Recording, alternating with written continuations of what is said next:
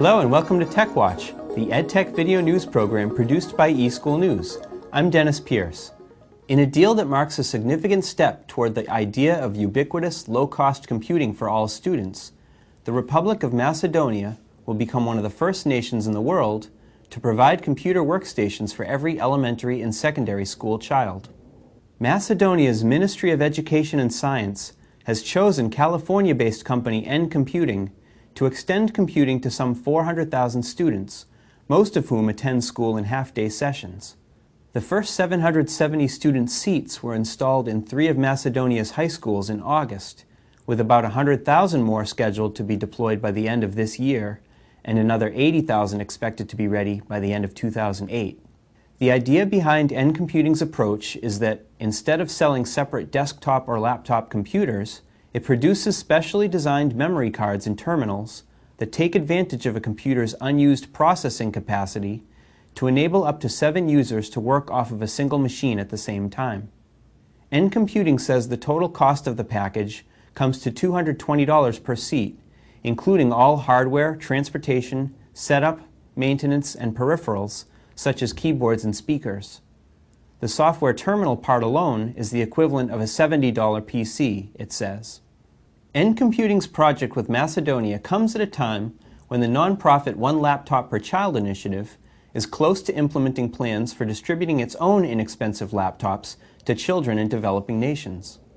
One Laptop Per Child says it has commitments for at least 3 million of its rugged XO computers, though it won't disclose which countries are first in line. Among the nations that have shown interest are Brazil, Libya, Thailand, and Uruguay. Leaders of the initiative, which is spearheaded by former MIT professor Nicholas Negroponte, say the devices are now slated to cost $188 when mass production begins this fall. The last price the nonprofit group announced was $176. It has described $100 as a long-term goal. The XO machines feature an open-source interface designed to be intuitive for children, a sunlight-readable display, very low power consumption, built-in wireless networking, and a pull cord for recharging by hand. Though they're targeted to students in developing nations, experts predict the devices are sure to have a ripple effect that is felt in U.S. schools. Internet search leader Google has expanded its online suite of Office software to include a presentation tool similar to Microsoft's popular PowerPoint, marking the latest twist in a high-stakes rivalry for control over users' desktops.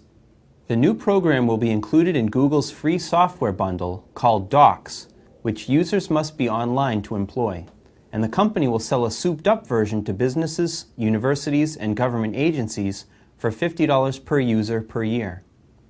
Like PowerPoint, Google's presentation software enables users to create a series of slides with a mixture of text and graphics on each. Google's software suite already includes word processing, spreadsheet, and calendar management programs. Microsoft has been reaping huge profits from similar applications for years. Unlike Google's applications, however, Microsoft's programs are usually installed directly on the hard drives of computers. In other Google-related news, college students might be encouraged to be critical thinkers, but they don't seem to question Google's ranking system, according to a recent study published in the Journal of Computer-Mediated Communication. The experiment involved nearly 24 undergraduate students with various majors from Cornell University.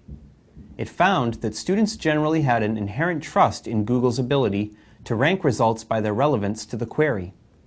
Despite the popularity of search engines, most users aren't aware of how they work and know little about the implications of their algorithms, said study author Bing Pan. He said search engines could make more of an effort to inform the public how they rank search results, and schools, too, would be wise to caution their students that the most relevant results don't always appear at the top. Here's a dream come true for internet addicts: college credit for watching YouTube. Pitzer College in Claremont, California, this fall began offering what might be the first course about the video sharing website. About 35 students meet in a classroom but work mostly online, where they view YouTube content and post their comments. Class lessons also are posted, and students are encouraged to post videos of their own. Alexandra Uhas, a media studies professor at the Liberal Arts College, said she was underwhelmed by the content on YouTube, but set up the course, which she calls Learning from YouTube, to explore the role of the popular site in our culture. She hopes the course will raise serious questions about YouTube, such as what she calls the role of corporate-sponsored democratic media expression.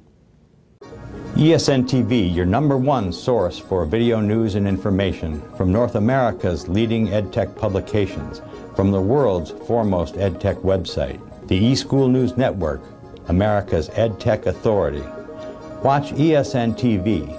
Encounter the field's most fascinating personalities, the innovators who are turning the old school into the e-school. Watch eSN TV. Meet notable educators, advocates, and leaders. Watch eSN TV. Get real-time coverage of EdTech's most important gatherings. Stay up to the minute. Get the EdTech news and information you need to succeed. Watch eSchool News TV.